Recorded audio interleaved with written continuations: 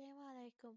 حبيت أعمل لكم مفاجأة صغنونة كده بمناسبة السنة الجديدة. يا رب تكون سنة سعيدة عليكم.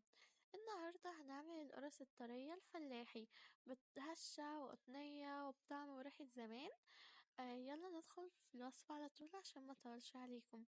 أول مكون في وصفة النهاردة كوباية من اللبن الرايب أو زبادي أو لبن قاطع، ونص كوباية من المية، وتلات معالق كبار من السكر، ونص معلقة صغيرة من الملح، ومعلقة كبيرة خل، ومعلقة خميرة فورية. وندوب المكونات، ومعلقتين كبار من القشطة أو وش اللبن، وممكن نستغنى عنها. وننزل بالدقيق 4 كوبايات ونص.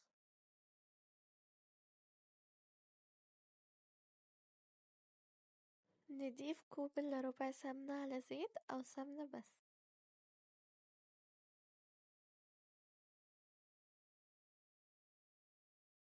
نسيبها بقى تختمر حوالي نص ساعة أو 20 دقيقة.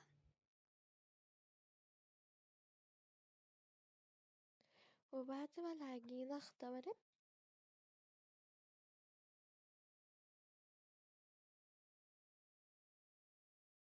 نقطع العجينة على شكل كور صغيرة.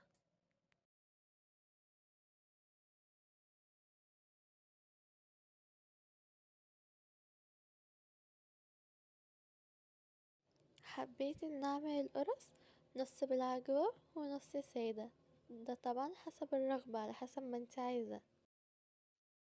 عجنت العجوة بمعلقة سمنة وكورتها على شكل كور.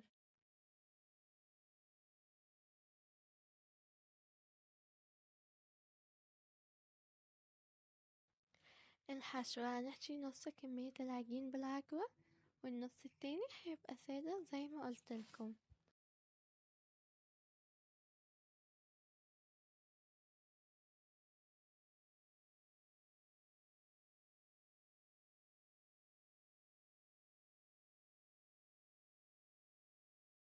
نكمل كل الكمية وهرجع لكم تاني. وبعد ما انتهيت من كل الكمية نشكلها بالسكينة.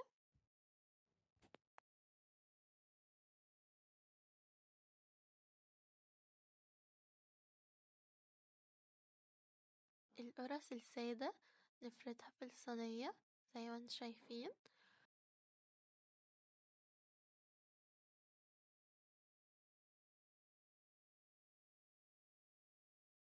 بعد ما انتهيت من كل الكمية نسيبهم يختمروا مرة أخرى لمدة نص ساعة، وندخلها الفرن على درجة حرارة عالية حتى تستوي.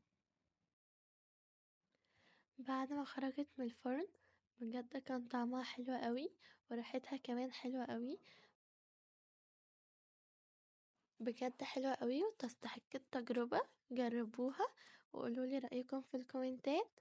ولو عجبتكم وصفة النهاردة متنسوش تدعموني بلايك، سبسكرايب، تفعيل زر الجرس عشان يوصلكم كل جديد.